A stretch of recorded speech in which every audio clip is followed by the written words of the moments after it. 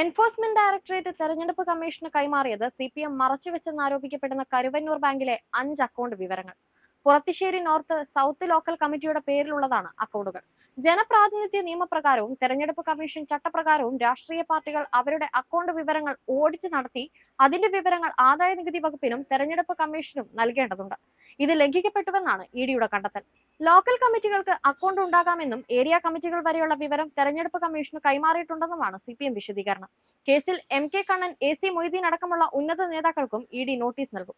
CPM ജില്ലാ secretary M വർഗീസിനോട് നാളെ ഹാജരാകാൻ ആവശ്യപ്പെട്ടിട്ടുണ്ട്. എന്നാൽ ഹാജരാകാനില്ലെന്നാണ് സൂചന. M Varghese, AC. Moideen, MK. Kannan അടക്കം തൃശൂർ ജില്ലയിലെ ഉന്നത സിപിഎം നേതാക്കൾക്ക് എല്ലാ അക്കൗണ്ടുകളുടെയും വിവരം അറിയാമെന്നാണ് ഇഡിയുടെ നിലപാട്.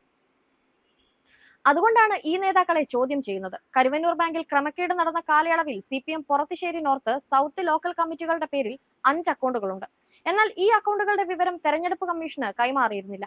കരുവന്നൂർ കേസിൽ ഇഡിയുടെ ചോദ്യം ചെയ്യലിന് ഹാജരായപ്പോഴും അക്കൗണ്ട് വിവരം സിപിഎം നേതാക്കൾ മറച്ചുവെച്ചു. രഹസ്യമായി സൂക്ഷിച്ച അക്കൗണ്ടിലെ പണമിടപാട് പുറത്തു വരാതിരിക്കാനാണ് ഈ നടപടിയെന്നും ഇതിന്റെ വിവരങ്ങളാണ് കൈമാറിയിട്ടുള്ളതെന്നും ഇഡി വിശദീകരിക്കുന്നു. KYC അടക്കമില്ലാതെ അക്കൗണ്ട് തുറന്നത് എങ്ങനെയെന്നും ഇഡി ചോദിക്കുന്നു. വാർഷിക ഓഡിറ്റിംഗിൽ കരുവന്നൂരിലെ എല്ലാ ക്രമക്കേടും കണ്ടെത്തിയിട്ടും അത് മൂടിവെച്ച സഹകരണ രജിസ്ട്രാർക്കും ഇതിൽ പങ്കുണ്ടെന്നാണ് ഇഡിയുടെ കണ്ടെത്തൽ. 10 വർഷത്തിനിടെ ചുമതലയിലുണ്ടായിരുന്ന എല്ലാ സഹകരണ ഉദ്യോഗസ്ഥരെയും 2ാം ഘട്ട കുറ്റപത്രത്തിൽ പ്രതികളാക്കുമെന്നാണ് സൂചന. ഇതിനൊപ്പം കൂടുതൽ സിപിഎം നേതാക്കൾക്ക് ഇഡി ഉടൻ നോട്ടീസ് നൽകും. നിലവിൽ തൃശൂർ സിപിഎം ജില്ലാ സെക്രട്ടറി എം വർഗീസിനാണ് ഇഡി നോട്ടീസ് വന്നിരിക്കുന്നത്.